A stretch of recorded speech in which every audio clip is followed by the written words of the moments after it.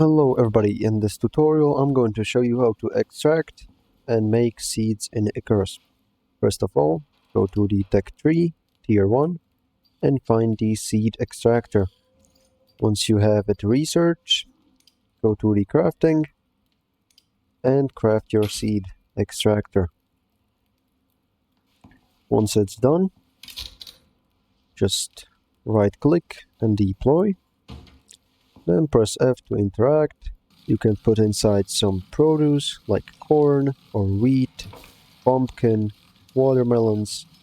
As you can see right here, there's a whole lot of recipes.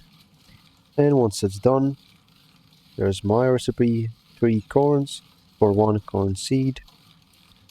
And this can be planted into the ground. So that's gonna be all. Make sure to like and subscribe if this helped. And make sure to keep watching more tutorials. See you soon.